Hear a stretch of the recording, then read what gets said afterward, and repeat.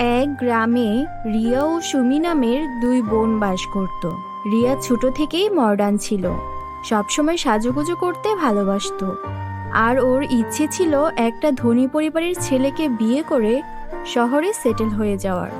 অন্যদিকে রিয়ার মতো এত বড় স্বপ্ন কখনোই ছিল না ছোট বোনের। সুমি সবসময় একটা শান্তি ও সুখের জীবন চাইতো। ওর কাছে টাকা পয়সার চেয়ে ভালো থাকাটাই সবচেয়ে বেশি ম্যাটার করত। তাই ও সবসময় চাইতো ও এমন কাউকে বিয়ে করবে যে ওকে সবসময় সম্মান করবে আর ভালোবাসবে। টাকা না হলেও সংসারে সুখ বা শান্তির কোনো কমতি থাকবে না।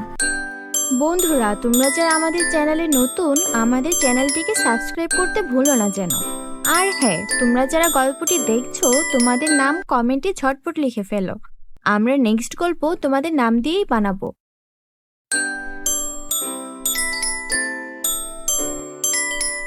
এভাবেই দিন চলতে থাকে। ওরা দুই বোন বড় হয়ে যায়। রিয়া বিয়ে করে শহরের একজন নামি দামি ব্যবসায়ী ছেলেকে, যার কাছে অনেক টাকা ছিল। অন্যদিকে সুমি বিয়ে করে গ্রামের এক কৃষককে, যার কাছে এত টাকা তো ছিল না, শুধু ছিল কয়েক খণ্ড জমি, যাতে সে চাষাবাদ করত। সুমির শ্বশুরবাড়িতে ওর স্বামী ছাড়া আর কেউই ছিল না। সুমি ওর স্বামীকে সব কাজে সাহায্য করত। অন্যদিকে রিয়া ওর শ্বশুরবাড়িতে গিয়ে ওর স্বামীর সঙ্গে ওর শ্বশুর শাশুড়িকেও পায়, যারা কিনা অনেক স্টাইলিশ আর মডার্ন ছিল। সারাদিন পার্টি করে বেড়াতো। তাদের বাড়িতে টাকা পয়সার কোনো কমতি ছিল না। রিয়া ওর স্বপ্নের মতো জীবন পেয়ে অনেক খুশি ছিল। এত ধনী সবকিছু! আমি তো এমনটাই দেখতে চেয়েছিলাম। এই জন্যই তো এত সাজুগুজু করতাম, যেন কোনো ধনী পরিবারের ছেলে আমাকে পছন্দ করে আর আমি ওদের সঙ্গে থেকে এমন সুখের জীবন কাটাতে পারি। শোনো ডার্লিং, আমাকে তুমি সবকিছু এনে দেবে। তোমাদের বাড়িতে এত কিছু আছে, তোমাদের এত টাকা আছে, তাহলে সোনার বেডরুম নেই কেন? আমার সবকিছু সোনা দিয়ে বানানো চাই। ওকে ডার্লিং, তুমি যখন বলেছো এটা আর এমন কি, আমি আমাদের পুরো বেডরুমটাই সোনার করে নিচ্ছি। তুমি শুধু ওয়েট করো। কিছুদিনের মধ্যেই রিয়াকে ওর স্বামী সোনা দিয়ে একটা বেডরুম বানিয়ে দেয়, যেখানে সোনার বিছানা, সোনার আলমারি, সবকিছু সোনার তৈরি ছিল। আরে শুধু সোনার বেডরুম দিয়ে হবে না, আমি চাচ্ছি আরো অন্য কিছু। আরে তুমি একবার মুখ ফুটে বলো না, আমতামতা করছো কেন? তোমার কি হীরের কিছু লাগবে? হীরের কিছু হলে তো ভালোই হয়। তুমি চাইলে আমাকে ডায়মন্ড দিয়েও কিছু বানিয়ে দিতে পারো। আমি চাই আমাদের বাড়িঘর দেখে সবাই ভাববে যে আমরা কোনো রাজমহলে থাকি। এত কিছু সাদামাটা ভালো লাগছে না। আর হ্যাঁ, আমাদের দামি দামি কিছু গাড়িও দরকার। তুমি একবার বলো না, ল্যাম্বরগিনি গাড়ি চাই তোমার? এছাড়া আমাদের গ্যারেজে তো 10টা গাড়ি আছেই। ঠিক আছে, আমি তোমার সঙ্গে শপিংয়ে যাব। আর হ্যাঁ, গাড়ির শোরুমেও যাব। নতুন কিছু গাড়ি লাগবে। আর আমার শাড়ির সঙ্গে ম্যাচিং করে ওই কালারের গাড়ি কিনে নিয়ে আসবো। ঠিক আছে, তুমি যখন চাইছো তাই হবে। আমি এখন একটু ব্যবসায়ের কাজে দেশের বাইরে যাচ্ছি। আসতে আমার 2 মাস সময় লেগে যাবে। কি বলছো? 2 মাসের জন্য তুমি থাকবে না? তোমাকে ছাড়া আমি কিভাবে থাকবো? কেন ডার্লিং, আমি তো তোমাকে সোনা দানা সবকিছু দিয়েই ভরিয়ে রেখেছি। আমাকে আর কি প্রয়োজন? তুমি তো জানো আমি ব্যবসার কাজে বাইরে থাকি, কত মিটিং করতে হয়। তোমার টাকা লাগলে তোমার অ্যাকাউন্টে আমি টাকা পাঠিয়ে দেব। তোমার যত ইচ্ছা পার্টি করো, শপিং করো, আনন্দ করো, কেমন? আমি তাহলে আসি। এই বলে রিয়ার স্বামী বিদেশে চলে গেল। রিয়া ওর স্বামী চলে যাওয়ার পর একদম একা হয়ে গেল। শ্বশুর শাশুড়ির সঙ্গে গিয়ে সময় কাটানোর জন্য তাদের কাছে গিয়েও তাদেরকে পেল না, কেননা তারাও পার্টি করার জন্য বেরিয়ে গিয়েছিল। সোনার বেডরুম, সোনার বিছানা সবকিছু পেয়েও কেমন যেন রিয়ার মনে কোনো শান্তি ছিল না। রিয়া ভাবল, বাড়িতে বসে থেকে কি করব? যাই, আমার বোনকে একটু দেখে আসি। ও তো একটা গরিব কৃষককে বিয়ে করেছে, নিশ্চয়ই ও অনেক কষ্টে আছে। ওকে দেখে আসি ওর জীবন কেমন চলছে। আমার মতো তো আর এত আনন্দে নেই। তখন রিয়া ওর স্বামীর একটা দামি গাড়িতে করে গাড়ি চালিয়ে গ্রামে চলে এলো ওর বোন সুমিকে দেখতে। সে এসে দেখে সুমি ওর স্বামীর সঙ্গে মাঠে কাজ করছে। এই কি, তুই এইভাবে কাদার মধ্যে কাজ করছিস কেন? আমাদের বাবা তো কখনো তোকে এত কাজ করতে দেয়নি। তুই বিয়ে করলি এমন একটা গরিব ছেলেকে, যে কিনা তোকে দিয়ে এত কষ্ট করাচ্ছে। আরে আরে রিয়া আপু, তুমি এসেছো? আমি অনেক খুশি হয়েছি। আর আমি কই এত কাজ করছিলাম, এই সামান্য একটু জমির দেখাশোনা করছিলাম। আমরা দুজন ছাড়া তো আমাদের সংসারে কেউই নেই। ও একা একা এত পরিশ্রম করবে? আমার সহ্যই হচ্ছিল না। ও তো আমাকে নামতেই দিচ্ছিল না, আমি জোর করেই নেমেছি। আচ্ছা ঠিক আছে, হাত মুখ ধুয়ে আয়, তোর সঙ্গে গল্প করি। কতদিন পরে এলাম। ঠিক আছে ঠিক আছে। শুনছো, বোনের জন্য তুমি মিষ্টি দই নিয়ে এসো। ও দই খেতে খুব ভালোবাসে। আরে না না, আমি এখন দই খাই না। আমি এখন দামি দামি ডেজার্ট খাই। এগুলো তোদের এখানে পাওয়া যাবে না। আমি তোদের জন্য কিছু দামি খাবার নিয়ে এসেছি, এগুলো তোরা খেয়ে নিস। দামি খাবার কেন আনতে গেলে? আমি আমার স্বামীর সঙ্গে যা পাই তা খেয়ে খুশি আছি। এই তো আমরা সকালে আলু ভর্তা আর ডাল দিয়ে দুজনে মিলে কত আনন্দ করতে করতে ভাত খেলাম। দুজনে কত গল্প করলাম। ও শুধু জমিতেই যায় আর তারপর সারাক্ষণ আমার সঙ্গে থাকে। আমরা দুজনে মিলে সুখ দুঃখের গল্প করি। এই গ্রামের আশেপাশেও ও আমাকে নিয়ে ঘুরতে যায়। আমি অনেক ভালো আছি রে বোন। টাকা পয়সা ছাড়া তুই ভালো আছিস কি করে? তোর কাছে তো কিছুই নেই। এই ঘরটাও তো কেমন ভাঙাচোরা। এই ভাঙাচোরা বাড়িতে তুই ভালো আছিস আর আমাকে বিশ্বাস করতে বলছিস? তুই মোটেও ভালো নেই। চল না, আমার বাড়িতে গিয়ে দেখবি আমি কত আনন্দে থাকি। তারপর সুমি ওর বড় আপুর সঙ্গে রিয়াদের বাড়িতে গেল তার স্বামীকে নিয়ে। দেখেছিস, এটা আমার সোনার বেডরুম। আর এখানে সবকিছু সোনা দিয়ে বানানো। পাশের রুমটা রূপা দিয়ে বানানো। আমার বাড়িতে সবকিছুই আছে। সবকিছুই তো আছে আপু, তা তো বুঝলাম, কিন্তু তোমার স্বামী কোথায়?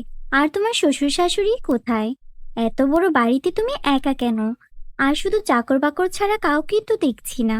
তুমি কি সত্যিই ভালো আছো?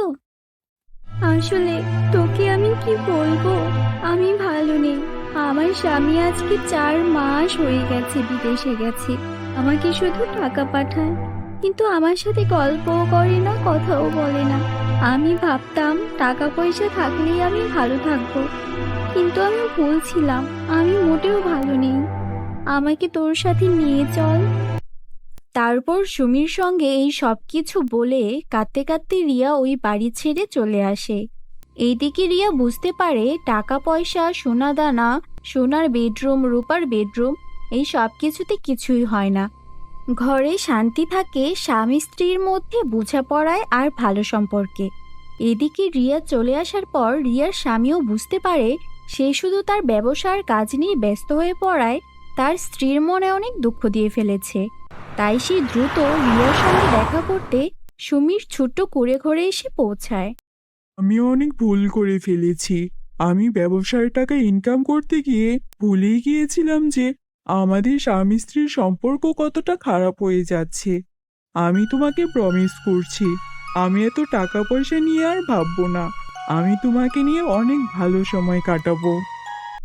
এরপর ওরা দুই বোন তাদের স্বামীদের সঙ্গে সুখে শান্তিতে সংসার করতে শুরু করে। বন্ধুরা, আমাদের চ্যানেলে নতুন হলে চ্যানেলটিকে সাবস্ক্রাইব করতে ভুলো না যেন।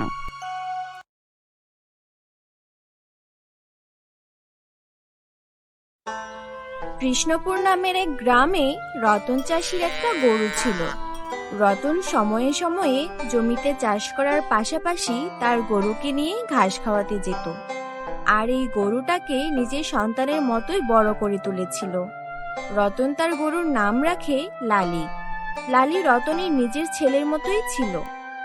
বুঝলি লালি, সবাই বলে তোকে বিক্রি করে দিয়ে একটা গাই বাছুর কিনে আনতে, কিন্তু তুই যে আমার ছেলে, ছেলেকে কি কখনো বিক্রি করা যায়? সবাই যাই বলুক, আমি তোকে কখনোই বিক্রি করব না। তুই আমার ছেলে, বুঝলি? গরু তো কিছুই বলতে পারে না, শুধু মাথা নাড়ায়। রতন ওর গরুকে এত ভালোবাসি দেখে রতনের বউ খুবই বিরক্ত হতো। তোমার এই গরুর প্রতি ভালোবাসা কবে শেষ হবে শুনি? সবাই বলছে লালিকে বিক্রি করে একটা গাই বাছুর নিয়ে আসতে, তাহলে তো দুধ পাওয়া যাবে। গাই বাছুর ছাড়া গরু পেলে কি কোনো লাভ আছে? শুনো, তুমি অত বুঝো না, বুঝলে? আমি আমার জমির ধান বেচে তারপর একটা গাই বাছুর কিনে আনবো। ইস, খুব জমির ধান বেচে গাই বাছুর কিনে আনবো? তা সে কয় টাকার ধান বেচবে? তোমার তো 20 মণ ধানও হয় না। একটা গাই বাছুরের দাম জানো? এর যে বলি কি লালিকে বিক্রি করো, তাহলে একটার জায়গায় 2টা গাই বাছুর আনতে পারবে। আমরা গায়ের দুধও বিক্রি করতে পারবো, আর গায়ে যখন বাছুর দেবে তখন বাছুর আমরা বড় করতে পারবো। এত আবেগ দিয়ে কি দুনিয়া চলে? তুমি একটা গরিব চাষি, আর চাষিদেরও তো আবেগ থাকতে হয় না। তুমি অনেক কথা বলো, তোমার সঙ্গে এত কথা বলার সময় এখন নেই। লালিকে নিয়ে আমি নদীতে যাচ্ছি, ওকে গোসল করাতে হবে। এই বলে রতন লালিকে নিয়ে নদীতে চলে গেল। বন্ধুরা, তোমরা যারা যারা গল্পটি দেখছো তোমাদের নাম কমেন্টে লিখে ফেলো। আমরা পরবর্তী গল্প তোমাদের নাম দিয়ে বানাবো। আর হ্যাঁ, এরপরে জাদুর কোন গল্পটি দেখতে চাও তাও জানাতে ভুলো না যেন।